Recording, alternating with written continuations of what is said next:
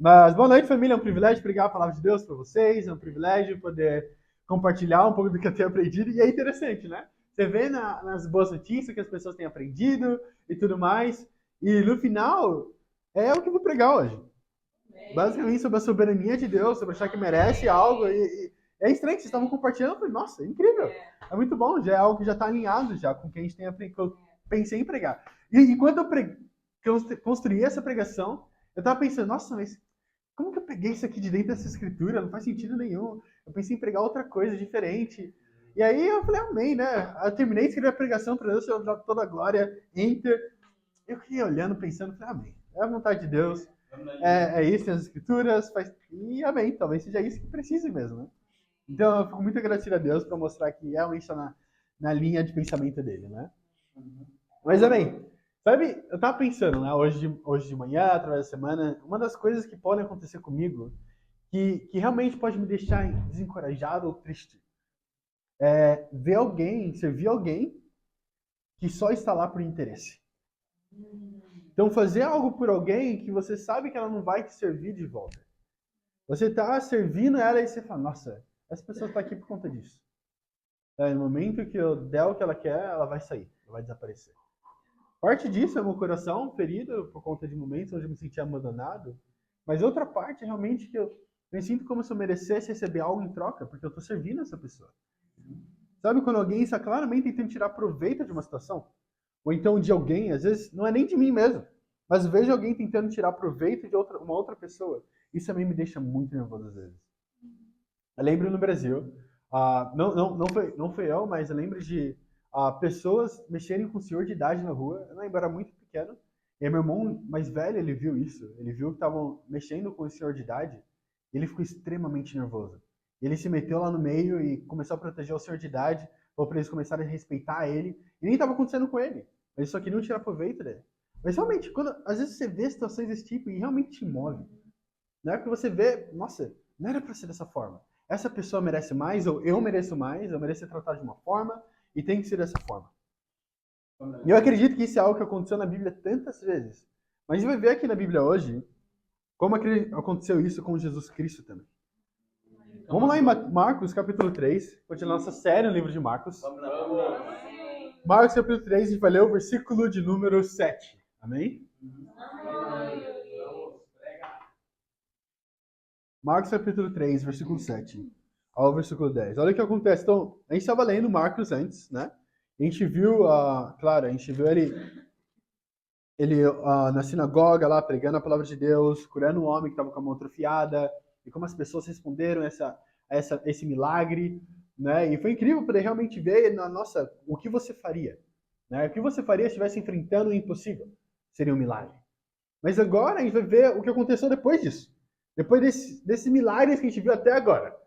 Né? E é incrível. Eu estava lendo a escritura e falei, nossa, como que eu nunca tinha visto isso antes? Mas é real. Olha isso, Marcos capítulo 3, versículo 7. Olha o que a Bíblia fala. Jesus retirou-se com seus discípulos para o mar e uma grande multidão vinda da Galiléia o seguia. Quando ouviram a respeito de tudo que ele estava fazendo, muitas pessoas procedentes da Judéia, de Jerusalém, da Idumeia, das regiões do outro lado do Jordão e dos arredores de Tiro e de Sidom foram atrás dele. Por causa da multidão, ele disse aos discípulos que lhe preparassem um pequeno barco para evitar que os comprimissem. Pois ele havia curado a muitos, de modo que os que sofriam de doenças ficavam se empurrando para conseguir tocar nele. Sabe, aqui fala que Jesus, ele tá lá pregando a palavra de Deus e cura muitas pessoas, mas chega no ponto onde ele fica tão famoso por conta dos milagres que ele estava fazendo, que a multidão de pessoas de lugares diferentes começa a vir até ele, e ele começa a ficar assustado e ser comprimido, e ele fala, olha, discípulos, eu preciso que vocês preparem um barco para mim, para que eu possa ir para o mar, para me proteger dessa multidão que está me seguindo agora. E aí ele vai lá, e é interessante, porque ele não chama os discípulos para fazer alguma coisa, para chamar novos discípulos, ele não está lá no mar para chamar novos discípulos, como a gente viu nas outras vezes, mas para fugir de uma multidão de pessoas que estavam seguindo ele. E chegou um ponto onde os doentes queriam tanta cura que poderiam comprimir ele. Agora, o quanto isso precisa realmente acontecer? Imagina uma multidão chegar nesse nível. Ele realmente vai com medo, olha, se eu ficar aqui, o que vai acontecer aqui? Eu posso ser comprimido. E se ele reclamou disso, eu acho que não era porque, tipo, no Brasil, na 25 de março, então no trem fica muito gente, ou no chapa, todo mundo juntinho. Eu realmente acho que era realmente perigoso de vida. De comprimir a um ponto dele perder a vida dele, ou então pisarem nele, algo assim do tipo. E aí ele fala, ele tem um plano brilhante de ir para o mar, assim eles não seguiriam ele. Então imagina ele lá entrando no barquinho, e as pessoas lá na multidão lá, ele tá no barco, isso aqui, tentando nadar até o barco. Mas ele foi pro barco, entrou no barco, mas sabe o que é incrível disso? Que nós podemos ser da mesma forma que os doentes estavam seguindo Jesus Cristo. Então, eu comecei a pensar, muitas vezes a gente quer tanto esses milagres, essas coisas na sua vida, temos tantas vontades, as vontades não são atendidas que não importa o que aconteça com Jesus Cristo. Queremos as nossas vontades atendidas. Que o que acontece com Jesus Cristo mais não importa mais. Queremos tanto algo como um relacionamento que não importa se ele vai ou ser meu ídolo ou vai me tirar de perto de Deus. Eu estou disposto a tudo. E nesse caso, o seu pecado está se crucificando Jesus Cristo novamente na cruz. Mas pensa nisso. Não importa, certo? Desde que eu consiga o meu milagre. Mas tinha uma diferença muito grande entre as pessoas e os discípulos. As pessoas apenas conheceram, ouviram falar de Jesus Cristo. Agora os discípulos eram amigos dele. Por isso o título da pregação de hoje é Um Amigo ou um Conhecido. Um amigo ou um conhecido.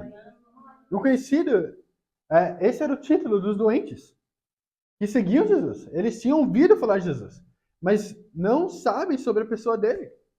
Mas sabe que ele poderia prover. O pior que acontece é ver que depois disso tudo, a Bíblia fala que eles estavam se empurrando para poder encostar em Jesus Cristo e receber esse milagre.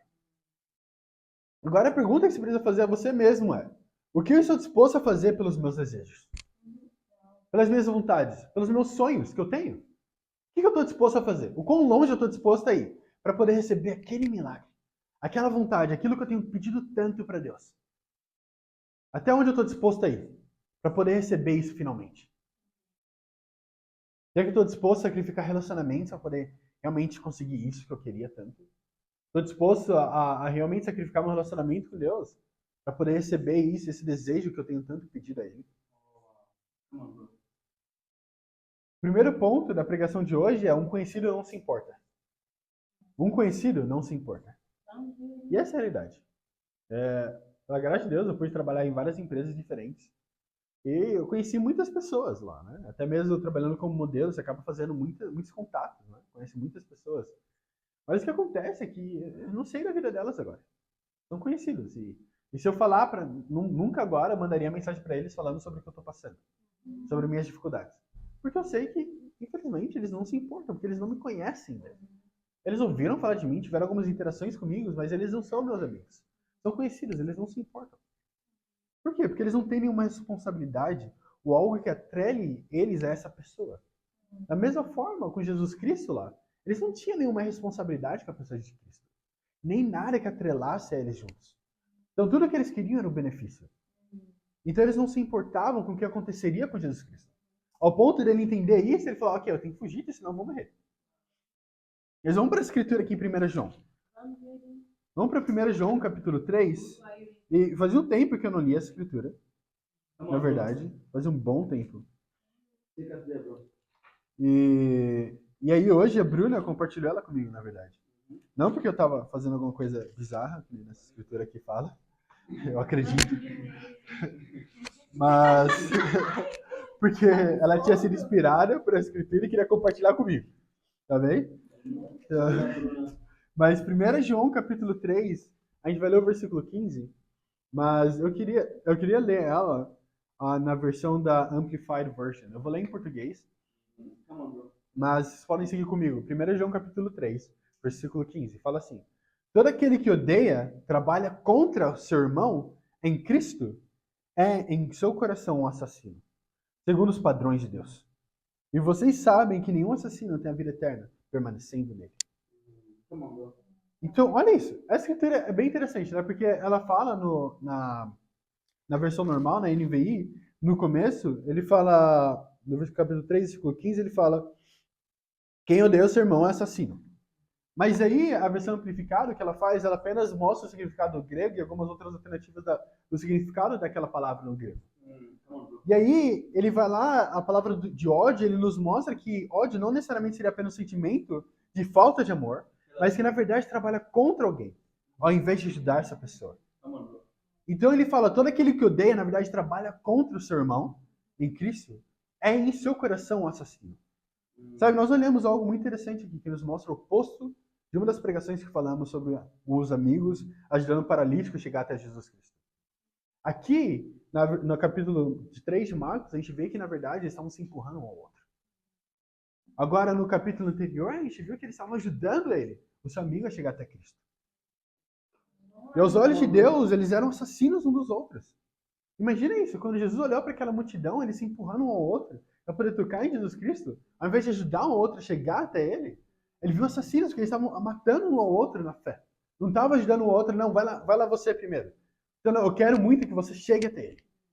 Mas, na verdade, a maior preocupação delas é o meu desejo, o que eu preciso ser curado, eu mereço ser curado, eu preciso tocar em Jesus Cristo. Se eu fizer isso, não importa o que aconteça. Eu não ligo para a pessoa do meu lado, não ligo nem para a pessoa de Jesus Cristo, eu só quero a minha cura. E aos olhos de Deus, a Bíblia fala que, segundo os padrões de Deus, então é um assassino. Sabe, muitas vezes você poderia justificar falando, mas eles estavam desesperados. Mas realmente, é verdade. O ditado que fala, o fim nunca justifica os meios. Sabe, o final seria realmente empurrando as outras pessoas para que elas não chegassem, você chegasse. Ou então, deixar tudo de lado para poder receber o que eu quero. Esse meio nunca vai ser justificado pelo fim da sua vontade. Não importa o quanto a sua vontade pareça justa. Agora a pergunta que eu queria te ajudar a fazer é, será que você tem sido um conhecido ou mais um dos doentes, que é mais um dos doentes que estavam tão desesperados pelas suas vontades, estavam dispostos a fazer qualquer coisa para alcançar elas? Ou será que tem sido um amigo de Deus? Como um dos discípulos que estavam ajudando a Jesus Cristo. Estavam lá junto com ele. E pense, quantas pessoas você tem matado espiritualmente por conta do seu egoísmo? Por conta das suas próprias vontades?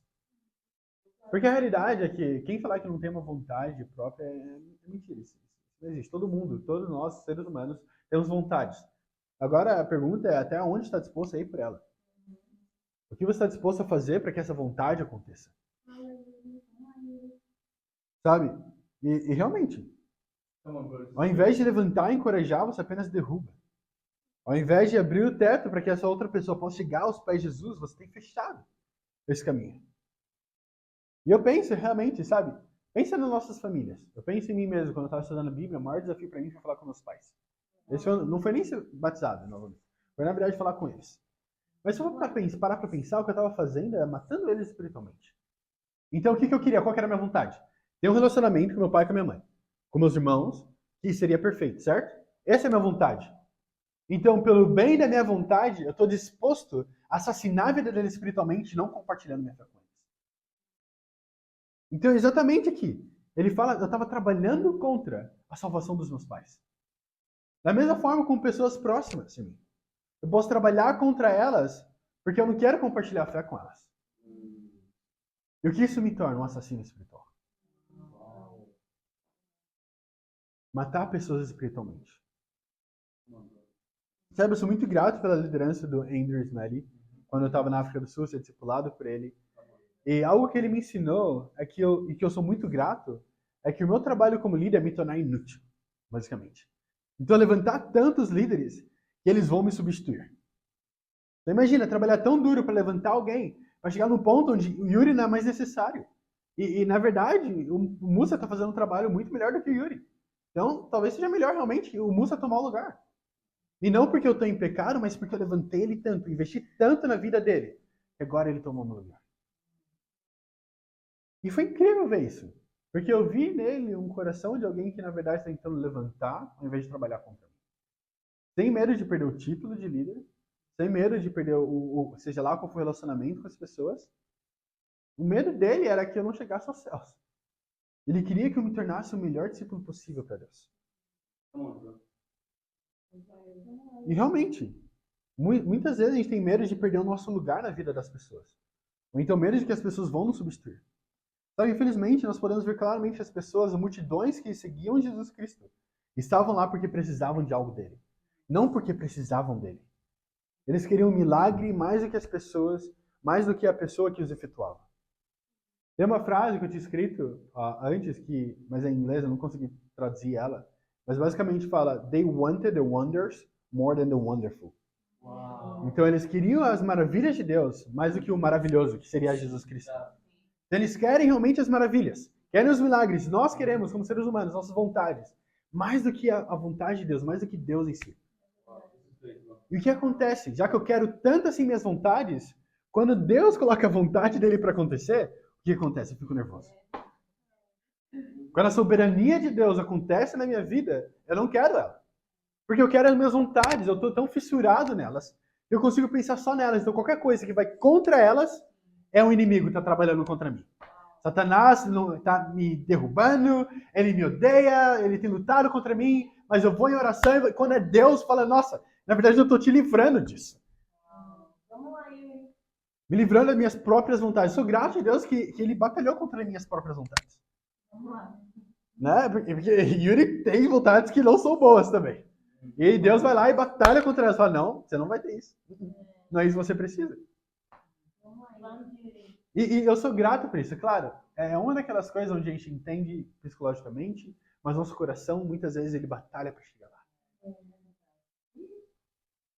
Ele batalha para poder realmente falar, nossa, eu quero isso. E infelizmente, igreja, eu não sou o maior exemplo nisso. Infelizmente, eu luto muito pensando que eu mereço ser tratado de uma certa forma. Na minha cabeça é 1 mais 1 igual a 2. Então, se eu fiz algo, eu preciso receber algo de volta. Se eu servir, então você precisa ser grato e me servir de volta. Esse é o meu coração, geralmente. A maior parte das vezes. Para servir sem querer nada em troca, é o que eu preciso orar muito e mudar muito meu coração para lutar para estar lá. E essa é a realidade. Mas eu espero, mas não é assim que funciona. Algo que eu aprendi como discípulo é que nós não servimos porque queremos algo em troca. Jesus Cristo não serviu ou curou pessoas porque queria algo em troca deles, mas porque ele amava e era movido por compaixão. Mas nós não fazemos isso porque a gente quer imitar Jesus Cristo. Então eu não quero servir a Deus também porque eu vou receber algo dele em troca. Eu não vou servir o meu irmão ou minha irmã para receber algo dele ou dela, mas porque eu fui chamado por Deus para fazer isso. Então eu realmente espero que essa pregação te ajude tanto quanto me ajudou, o meu coração. Vamos para Lucas, capítulo 17. Vamos. Interessante que a Samara mencionou aquela escritura, foi uma das escrituras que eu estava meio balançado entre, mas acabei escolhendo essa aqui. Lucas, capítulo 17, versículo 7. Lucas, capítulo 17, versículo 7.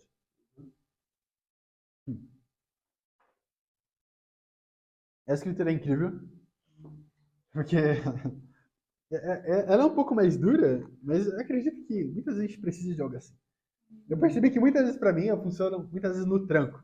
Eu preciso daquele empurrão, daquele, sabe? Tipo, acorda, rapaz, para poder realmente acordar e começar a movimentar. Dá para poder ver realmente a gravidade do meu próprio pecado no meu coração. Olha isso, capítulo 17, versículo 7. A Bíblia fala assim: Qual de vocês que tem um servo que esteja arando ou cuidando das ovelhas lhe dirá: Quando ele chegar do campo, venha agora e sente-se para comer?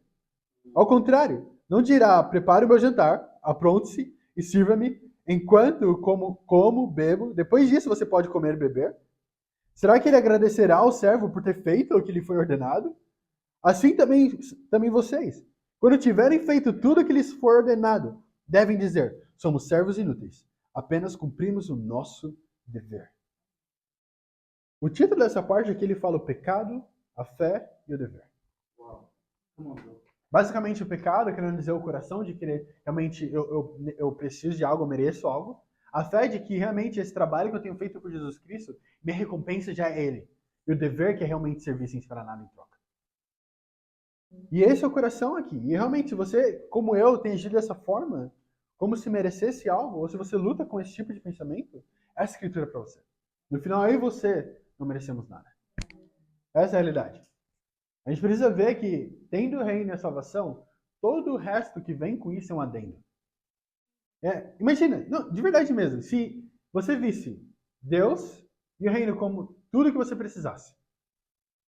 No momento que você tivesse uma família, aquilo seria incrível. Nossa, mais isso? É como se você fosse um lugar para comprar algo e aí você descobre que estava em promoção. Já aconteceu isso com você? Isso não é incrível? Não é um sentimento incrível? Anima muito. Eu lembro quando eu fui comprar meu fone de ouvido. E aí eu tava preparado lá, levei o dinheiro. Aí chega, hoje tem desconto, 40% off. Eu falei, nossa, que incrível. Fiquei super animado. Eu não tava esperando por aquilo. E o quê? Eu merecia? Eu trabalhei para aquilo? Não. Mas eu formo com Deus. Deus já deu o reino dele e é ele mesmo, o filho dele, para morrer por nós. Todo o resto que vem com isso é um adendo. A gente precisa ser grato por isso. E realmente, a gente não precisa esperar que ele vá lá e fale, nossa, obrigado. É o nosso dever como discípulos. Servir realmente a Deus. Trabalhar duro por ele. Deus já deu tudo e mais um pouco. Eu amo a escritura em 2 Samuel, capítulo 12, que Deus fala para Davi logo após ter cometido adultério com Batseba. Ele fala, eu te dei a nação de Israel e Judá. Se isso não fosse suficiente, eu teria te dado ainda mais. Mas o que havia acontecido aqui? Basicamente, Davi queria tanto algo que estava disposto a desonrar Deus e empurrar, como fala em Marcos 3, matar o seu irmão para obter o que ele queria. Se você colocar Marcos 3 e 1 João 3 juntas, é basicamente o que Davi fez aqui, em 2 Samuel capítulo 12. Certo? Ele estava disposto a fazer qualquer coisa para poder atingir o desejo dele. E aí o que acaba acontecendo? Ele mata e se torna um assassino nos parâmetros de Deus. Não apenas espiritualmente, mas fisicamente também. Mas qual que é a verdade aqui? Quando Deus fala com ele, ele fala, olha, eu te dei já as mulheres do teu mestre. Eu te dei o reino de Israel e de Judá. E se aquilo não fosse o suficiente, eu teria te dado ainda mais. Então a realidade para mim e para você, ele já deu tudo que a gente precisa. E se o que ele deu não fosse suficiente, ele teria ainda dado ainda mais. O problema não é dar algo a mais pra gente. Não é que ele não tem o poder de atender os nossos desejos. A Bíblia fala em Salmos, fala que ele atende os desejos do nosso coração. Mas a questão é que você já tem o que você precisa. Então a pergunta é se você está contente ou não com o que ele já te deu. Eu tenho um desafio bem simples para esse ponto. Quer saber se sua vontade estão te levando à idolatria, a ficar descontente com o que Deus te deu já? É bem simples. Se faça uma pergunta. E se? E se ele não me desse o casamento? Liderança, cura, amizades, dinheiro, emprego? E se? Onde estaria o seu coração hoje? Você estaria rendido ou rendida? Se você ouvisse o não agora? Agora mesmo, ele falasse, não, você não vai saber nada disso que você sonhou, nenhuma dessas suas vontades, apenas a salvação. Como você se sentiria agora? Seria rendido a isso? Eu tive que fazer essa pergunta hoje. E eu realmente fiquei olhando para isso e falei, nossa, é difícil, não? Se ele fosse, falasse, não, não, você não vai ter nada disso.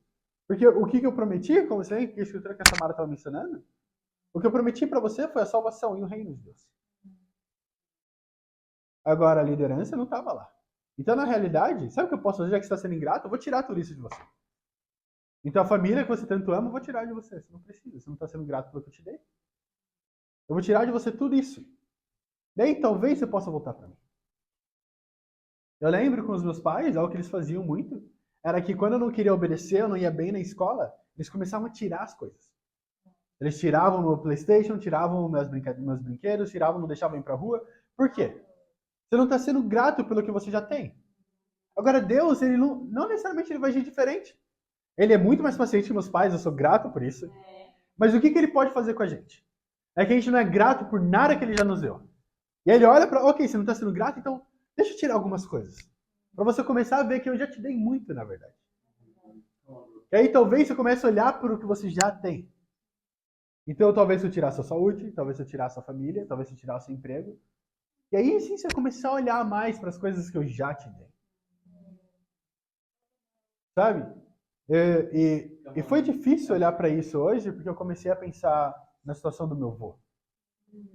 E que eu só comecei a ficar grato pela vida dele no momento que eu descobri que ele estava tendo metástases de câncer. Então, quando Deus ameaçou tirar a vida dele, foi quando eu comecei a perceber, realmente eu tenho que ser grato pelo que ele já me deu. Quando ele tirou a vida da minha avó, foi a mesma coisa. Eu tive que começar a pensar, nossa, eu tive que dar todo esse tempo, ainda assim não investi tanto nela. Mas o que Deus precisa tirar de você para que você comece a valorizar o que você tem? Eu lembro quando eu e a Bruna terminamos um relacionamento também. Eu nunca tinha valorizado tanto o relacionamento até no momento que eu perdi. Mas é sempre assim, a gente precisa realmente olhar e pensar, tudo que Deus já me deu, será que eu sou grato a isso? O segundo ponto e último ponto da pregação de hoje. Então, o primeiro ponto foi bem simples, um conhecido não se importa. Agora, o segundo ponto é um amigo ama. Um amigo ama. É bem simples. Claro, o conhecido não vai se importar, mas um amigo, ele vai amar. Vamos voltar para Marcos capítulo 3. Vamos ver o que acontece. Logo após essa enxurrada de pessoas que eram interesseiras e só queriam receber Jesus Cristo. Vamos ver o que Jesus Cristo faz logo após isso. Marcos capítulo 3, versículo 13. Olha o que a Bíblia fala aqui. Vocês estão lá? Sim. Okay, não sabia se tinha dado tempo suficiente. Marcos capítulo 3, versículo 13. Olha o que a Bíblia fala. Jesus subiu ao monte e chamou assim aqueles que ele quis, os quais vieram para junto dele. Escolheu 12, designando os apóstolos para que estivessem com ele, os enviassem a pregar e tivessem autoridade para expulsar demônios. Sabe, apesar de toda aquela multidão estivesse seguindo Jesus Cristo, ele chamou apenas 12 deles para seguir ele e os chamou de apóstolos. É uma multidão de pessoas, ao ponto de poder realmente tirar a vida dele. Mas dentro de toda aquela multidão, ele achou 12 pessoas e os escolheu. Sabe, isso é muito interessante. Vemos que Jesus estava sendo seguido por multidões, mas ainda assim apenas 12 foram escolhidos. E se você olhar realmente, pare e pensa como ele chamou cada um desses 12. É bem interessante. E totalmente diferente de como as multidões começaram a seguir a Jesus Cristo. Quando ele chamou esses 12, se você olhar no Marcos capítulo 1, ele não tinha efetuado nenhum milagre na frente deles. Não tinha dado nada que eles queriam. Eles começaram a seguir eles não pelo que Jesus poderia prover para eles, mas por quem Jesus era. Jesus falou, a promessa de Jesus Cristo era, eu vou mudar o seu caráter. Ele olhou para eles, olhou para Pedro, Simão, para André e falou, olha, eu vou mudar o seu caráter, agora você é um pescador, mas eu vou te tornar um pescador de homens. A minha promessa para você é essa, você quer me seguir? Até o final, eu posso ser o seu mestre? Ele, sim, eu vou te seguir até o final. Agora, com eles viram milagres e pensaram, tudo que Jesus pode me oferecer são esses milagres. E isso que acontece com a gente muitas vezes, certo? Por conta da falta de amor que a gente tem por Jesus Cristo, a gente diminui ele de tal forma que a gente acredita que tudo que ele pode me oferecer no final são os milagres, as minhas vontades. Se a gente buscasse a mudança do nosso coração, tanto quanto a gente busca as nossas vontades, onde estaria seu coração agora? Imagina, se você aplicasse o seu coração, tanto quanto você aplica para suas vontades. Se você orasse pelos perdidos, tanto quanto você ora para estar rendido ou rendida para não receber essas vontades. De verdade, eu fico olhando para minha oração às vezes e eu falo, nossa Deus, me perdoa. Porque eu tenho orado por tanto tempo para estar rendido por algo que não é uma promessa sua, ou nem algo que eu preciso para chegar aos céus, que eu nem orei tanto assim pelos perdidos, pelas pessoas que eu discipulo, ou pelo reino. Eu fico lá preso, fazendo journals e journals. Orações através de orações, através do dia inteiro andando, e minha mente começa a orar sobre isso já de novo. E as minhas vontades. Quando realmente os perdidos, a missão que Jesus Cristo me colocou aqui para cumprir, eu não passo tanto tempo assim.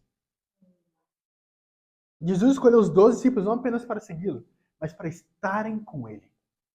Olha isso, ele literalmente fala. Ele fala que os quais vieram para junto dele. Isso mostra que ele queria um relacionamento íntimo e pessoal com eles. Ele não os escolheu só para realizar milagres ou atender suas necessidades. Ele queria que eles conhecessem seu coração, aprendessem com ele e caminhassem com ele diariamente. Então tudo que Jesus está pedindo é esteja comigo. É isso que eu quero de você. Em contraste, a multidão seguia Jesus porque queria algo dele, cura, milagres ou bênçãos. Eles estavam focados no que podiam obter, não em realmente conhecer quem Jesus era. Embora estivessem interessados no que ele podia fazer por eles, não se importavam tanto com quem ele verdadeiramente era. O chamado de Jesus para os 12 era sobre construir um relacionamento, não apenas entender um desejo. Os discípulos foram convidados a ficar perto de Jesus Cristo. Imagina, esse era o convite que ele deu para eles. Agora, é diferente hoje? Não é. Não tem nenhuma diferença. A gente convida as pessoas não com a promessa de um milagre que aconteceria, E não, vai mudar a situação dentro da sua família. Não, porque quando você se tornar um discípulo, você vai conseguir casar, ou vai conseguir um trabalho melhor, ou vai ter mais dinheiro, ou isso, aquilo. Não, não, não, não. Na verdade, quando você se tornar um discípulo, você vai ter um relacionamento genuíno com Jesus Cristo. Essa é a promessa. Esse é o chamado. Nós chamamos as pessoas para fazer a mesma coisa que Jesus Cristo estava chamando agora eles.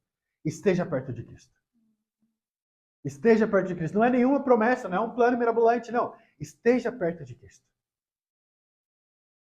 Sabe? E eu realmente acredito que Jesus realmente, a gente não está aqui para seguir Ele, não sobre o que a gente pode receber dele, mas sobre nos aproximarmos dele e sermos transformados para esse relacionamento. Agora, vamos ver algo interessante. Vamos para João. Eu amo a Escritura. Em João capítulo 21. Então aqui Jesus Cristo, logo após ele ressuscitou já, está com os discípulos, acho que, se não me engano, eu posso estar enganado, mas é a quarta vez que ele aparece aqui já para os discípulos, depois da ressurreição dele. Ele está falando com eles e aí ele começa a falar com Pedro especificamente. E é incrível a interação que eles têm com ele, um com o outro. Na verdade, é bem intrigante. Olha isso, João capítulo 21. Nós vamos ler o versículo 15.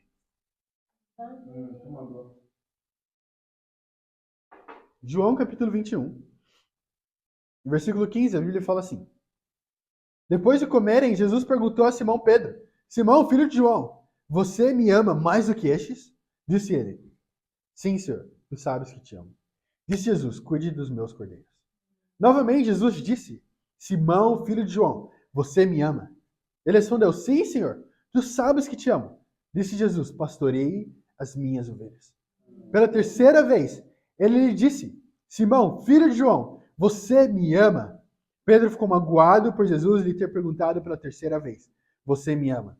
Ele disse: Senhor, tu sabes de todas as coisas e sabe que te amo. Disse-lhe Jesus: Cuide das minhas ovelhas. Eu amo a Escritura porque o que está acontecendo nesses 3 versículos? Parece que ele está repetindo a mesma coisa, mas na verdade, se você olhar essa palavra ama no grego, ela muda para outras palavras. A gente sabe que no grego tem 3 palavras no grego, que é o philo, ágape e o teleios, né? Mas aqui o que ele usa é Jesus Cristo. A primeira pergunta em João 21:15, Jesus pergunta: Simão, filho de João, você me ama mais do que estes? Então a palavra usada por Jesus é a palavra ágape para amor, que denota amor profundo e sacrificial e incondicional. Então o que ele está perguntando, fala: Pedro, você me ama incondicionalmente mais do que qualquer um desses discípulos? Você me ama mais do que tudo? E depois Pedro responde: Sim, Senhor, tu sabes que eu te amo. Agora, a palavra para amor que Pedro usa não é a ágape, é filo. Pedro responde com filo, que significa um amor de amizade ou afeição, mais próximo, mas sem o mesmo sentido sacrificial do ágape. Querendo dizer: olha, Deus, eu te amo, mas não no ponto de entregar tudo. Eu te amo realmente, mas eu ainda não estou lá nesse amor sacrificial. E a segunda pergunta, no versículo 16, Jesus pergunta novamente: Simão, filho de João, você me ama? E Jesus novamente usa ágape, mas ele não mais pergunta se ele me ama mais do que todos eles. Ele pergunta: você, tudo bem não amar mais do que eles, mas está disposto pelo menos a se sacrificar por mim? E aí Pedro responde novamente: Sim, Senhor, tu sabes que eu te amo. Novamente usando o filo. Na terceira vez, Jesus Cristo pergunta para ele: Simão, filho de João, tu me amas? Dessa vez usando o filo. Jesus muda a palavra para filo, alinhando-se com o termo que Pedro vinha usando. Perguntando: será que você pelo menos me ama como um amigo? E Pedro, sentindo-se triste pela terceira pergunta, responde: Senhor, tu sabes de todas as coisas e sabe que eu te amo, filho. No final, o que estava acontecendo ali era Jesus Cristo chamando Pedro para um outro nível. Porque Pedro depois, Jesus Cristo sabia que Pedro, ele tinha dado a chave já para Pedro. Pedro seria o líder do movimento e falava: Pedro, para você poder liderar essas pessoas, eu preciso que você realmente me ame mais do que tudo e todos. Então precisa que você chegue em outro nível, Pedro. Você continuar nisso. Eu preciso que você chegue nesse outro nível onde você vai me amar mais do que tudo.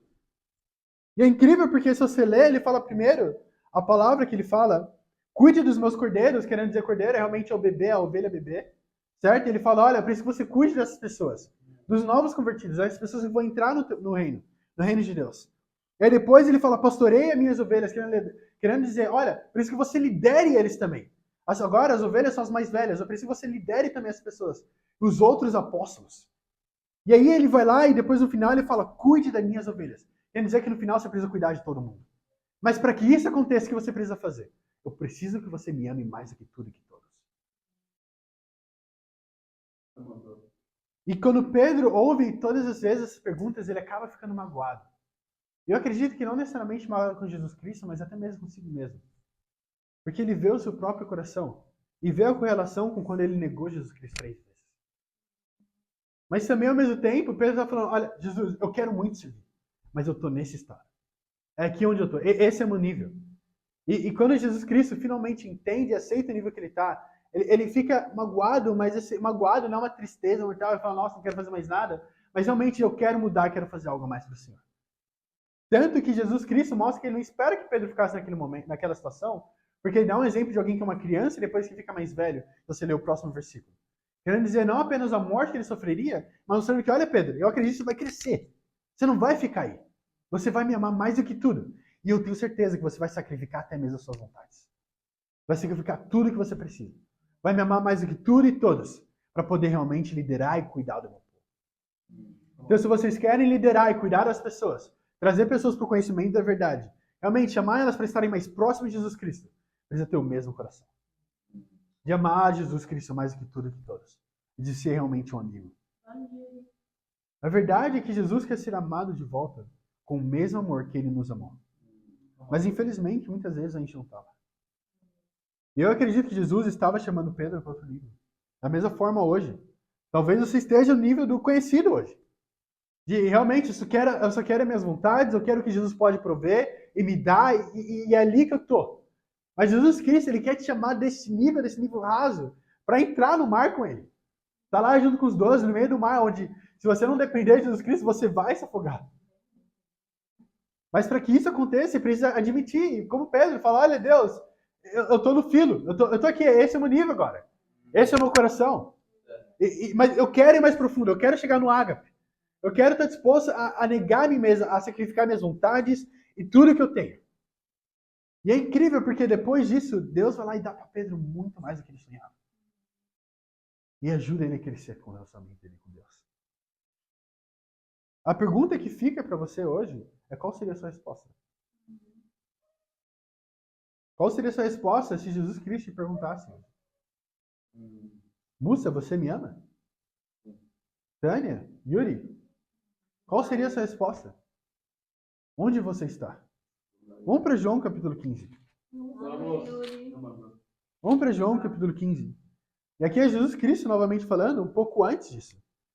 É interessante porque filo é usado para amizade, certo? Mas aqui ele dá o exemplo do que um amigo faria.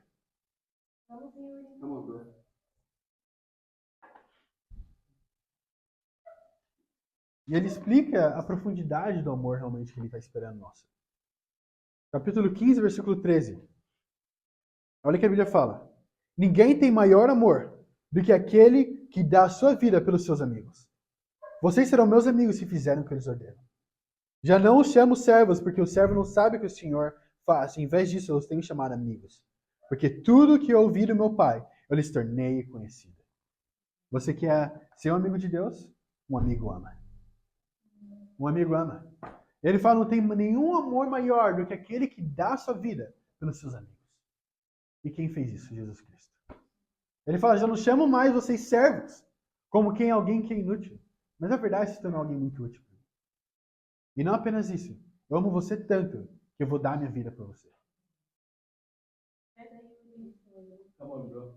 Jesus Cristo, ele quer amigos, não apenas conhecidos, que o seguem por interesse. Ele revelou realmente o coração do Pai aos discípulos, chamando-os para um relacionamento íntimo e propósito maior. Esse amor que ele quer que tenhamos. E que estejamos dispostos a morrer por ele. Que é o amor ágape. Mas não apenas por ele, mas um pelo outro. O desafio é bem simples. Se pergunte. Eu estou disposto a ir até onde pelos irmãos e irmãs?